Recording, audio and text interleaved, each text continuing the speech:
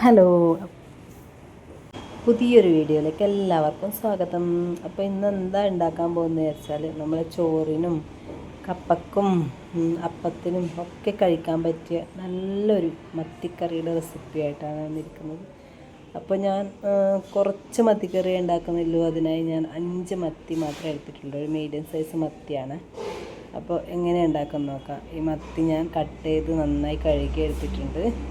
ഇതിനായി ഒരു അര സവാള, ഒരു പച്ചമുളക്, ഒരു മീഡിയം സൈസ് തക്കാളി, പുളി, വെളുത്തുള്ളി, ഇഞ്ചി, കറിവേപ്പില, ഇത്രയും സാധനങ്ങളാണ് ഞാൻ എടുത്തിട്ടുള്ളത്.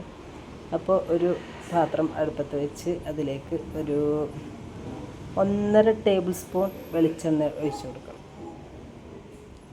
1.5 ടേബിൾ സ്പൂൺ വെളിച്ചെണ്ണ ഒഴിച്ചു കൊടുത്തതിന് ശേഷം വെളിച്ചെണ്ണ നന്നായി ചൂടായി വരുന്ന സമയത്ത് നമുക്കതിലേക്ക് ഒരു നുള്ള് ഉലുവ ഇട്ട് കൊടുക്കാം. നമുക്ക് മീൻ കറിക്കെന്നും ഉലുവ ചേർത്ത് കഴിഞ്ഞാൽ നല്ലൊരു ടേസ്റ്റാണ്. ഇപ്പോൾ നമ്മൾ വെളിച്ചെണ്ണ നന്നായി ചൂടായി വരുന്നുണ്ട്. ചൂടായി വരുന്ന സമയത്ത് നമുക്കതിലേക്ക് ഒരു നുള്ള് ഉലുവ ഇട്ട് കൊടുക്കാം. ആ ഉലുവേൻ്റെ ആ ഒരു ഫ്ലേവർ നല്ലൊരു രുചി നൽകും കേട്ടോ. നമ്മളെ മീൻ കറിക്കായാലും പച്ചക്കറിക്കായാലും. ഇപ്പോൾ നേരെ ഒരുപാട് വൈകി ഇപ്പോഴാണ് മത്തിക്കറി ഉണ്ടാകുന്നത്. അപ്പോൾ നമ്മുടെ ഉലുവയെല്ലാം ഒന്ന് പൊട്ടി വരുന്നുണ്ട്. ഒരു ഏകദേശം കുറച്ചൊരു ഡാർക്ക് കളറാവുന്ന സമയത്ത് നമുക്കതിലേക്ക് കട്ട് ചെയ്ത് വെച്ചിരിക്കുന്ന സവാള ചേർത്ത് കൊടുക്കാം. വളരെ എളുപ്പത്തിൽ ഉണ്ടാക്കാൻ പറ്റിയൊരു മത്തിക്കറിയാണ്. നല്ല ടേസ്റ്റും ഉണ്ട്. എല്ലാവരും ഒന്ന് ട്രൈ ചെയ്ത് നോക്കണം. അപ്പോൾ നമുക്ക് സവാള, പച്ചമുളക്, ഇഞ്ചി ഇതൊക്കെ ചേർത്ത് നന്നായിട്ടൊന്ന് വഴറ്റി കൊടുക്കണം.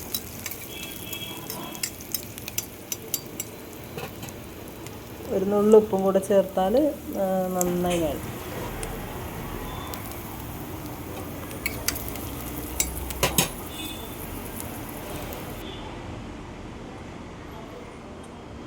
ഇപ്പോൾ നമ്മുടെ ഉള്ളി, സവാള, പച്ചമുളക്, ഇഞ്ചി എല്ലാം കൂടെ ഒന്ന് നന്നായി വഴന്ന് വരുന്ന സമയത്ത് നമുക്ക് കട്ട് ചെയ്ത് വെച്ചിരിക്കുന്ന തക്കാളി അതിലേക്ക് ചേർത്ത് കൊടുക്കണം.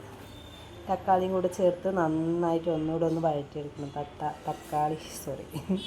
തക്കാളിയൊക്കെ നന്നായിട്ട് വെന്തുടയണം കേട്ടോ.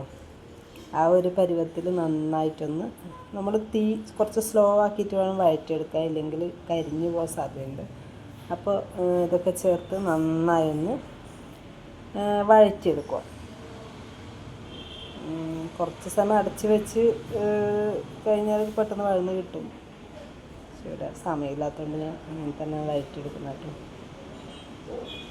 ഇപ്പോൾ നമ്മൾ തക്കാളി, സവാളയൊക്കെ ഏകദേശം വഴന്ന് വരുന്നുണ്ട്. അപ്പോൾ കുക്കിംഗ് വീഡിയോ ഒന്നും അധികം ഇടാൻ പറ്റുന്നില്ല, സാഹചര്യം കൊണ്ടാട്ടോ. അതിനുശേഷം നമുക്ക് ഒരു തണ്ട് കറിവേപ്പില ചേർത്ത് കൊടുക്കാം. കറിവേപ്പില തണ്ടോടുകൂടി തന്നെ ചേർത്തിട്ടുണ്ട്. അപ്പോൾ കറിവേപ്പിലയും കൂടി ചേർത്ത് നന്നായിട്ട് വഴറ്റിയെടുക്കണം. ഇത് നന്നായി വഴന്നതിന് ശേഷം മാത്രമേ നമ്മൾ മസാല ചേർത്ത് കൊടുക്കുന്നില്ല കേട്ടോ. അപ്പോൾ ഇത് ഏകദേശം വഴന്ന് വന്നിട്ടുണ്ട്. അപ്പോൾ ഇനി നമുക്ക് ഇതിലേക്ക് ഓരോ മസാലകൾ ഓരോന്നായിട്ട് ചേർത്ത് കൊടുക്കണം. അപ്പോൾ നമുക്ക് ആദ്യം തന്നെ ഒരു 1/4 ടീസ്പൂൺ മഞ്ഞൾപ്പൊടി ചേർത്ത് കൊടുക്കാം. 1/4 ടീസ്പൂൺ മഞ്ഞൾപ്പൊടി ചേർത്ത് ഇതിൻ്റെ ഒരു പച്ചമണം മാറുന്നത് വരെ നന്നായിട്ടൊന്ന് വഴറ്റി കൊടുക്കുക. അതിനുശേഷം നമുക്ക് മല്ലിപ്പൊടി ചേർത്ത് കൊടുക്കാം. 1 ടീസ്പൂൺ മല്ലിപ്പൊടിയാണ് ഞാനിവിടെ ചേർത്ത് കൊടുക്കുന്നത്. മല്ലിപ്പൊടി ചേർത്ത് കൊടുക്കുന്നത് എന്തിനാണെന്ന് വെച്ചാൽ മല്ലിപ്പൊടി ചേർത്താൽ നമ്മുടെ കറിക്ക് നല്ലൊരു എന്താ പറയുക, കുറച്ച് കട്ടി കിട്ടണമെങ്കിൽ, ഗ്രേവി കുറച്ച് കട്ടിയായി വെള്ളം പോലെ ഉണ്ടാകാതിരിക്കണമെങ്കിൽ നമ്മൾ മല്ലിപ്പൊടി ചേർക്കണം. മല്ലിപ്പൊടി ചേർത്താൽ കറിക്ക് വേറെ തന്നെ ഒരു ടേസ്റ്റുമാണ്. അപ്പോൾ 1 ടീസ്പൂൺ മല്ലിപ്പൊടി ഞാനിവിടെ ചേർത്ത് കൊടുത്തിട്ടുണ്ട്. അപ്പോൾ മല്ലിപ്പൊടിയും കൂടെ ചേർത്ത് നന്നായിട്ട് വഴറ്റി കൊടുക്കാം. അതിനുശേഷം നമുക്ക് മുളക് പൊടി ചേർത്ത് കൊടുക്കാം. കാശ്മീരി ചില്ലി പൗഡറാണ് ഏറ്റവും നല്ലത്. എരിവുള്ള മുളക് പൊടി ചേർത്ത് കഴിഞ്ഞാൽ അധികം കളറും ഉണ്ടാവില്ല, ഭയങ്കര എരിവുമായിരിക്കും. അപ്പോൾ കൂടുതൽ ചേർക്കാനും പറ്റില്ല. അപ്പോൾ നമ്മളിപ്പോൾ ഇങ്ങനെയുള്ള കറികൾക്ക് തേങ്ങ കറികൾക്ക് കാശ്മീരി ചില്ലിയാണ് ചേർക്കുന്നത് കുറച്ചുകൂടി നല്ലത്. അപ്പോൾ ഞാൻ 1 ടീസ്പൂൺ കാശ്മീരി ചില്ലി പൗഡർ എടുത്തിട്ടുണ്ട്. അപ്പോൾ അതും കൂടെ ചേർത്ത് നന്നായിട്ടൊന്ന് വഴറ്റി കൊടുക്കുക. അതിൻ്റെ എല്ലാം പച്ചമണം മാറുന്നത് വരെ ഒന്ന് വഴറ്റി കൊടുക്കുക. അതിനുശേഷം നമുക്ക് ഇതിലേക്ക് ആവശ്യമായ വെള്ളം ചേർത്ത് കൊടുക്കണം.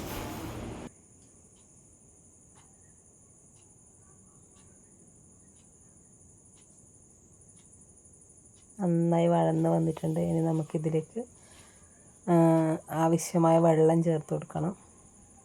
അപ്പോൾ വെള്ളം ഞാനിവിടെ എടുത്ത് വെച്ചിട്ടുണ്ട് കേട്ടോ. അപ്പോൾ നമ്മുടെ തക്കാളിയൊക്കെ നന്നായി ഉടഞ്ഞ് വന്നിട്ടുണ്ട്. ഇനി നമുക്കിതിലേക്ക് ആവശ്യത്തിന് വെള്ളം ചേർത്ത് കൊടുക്കാം.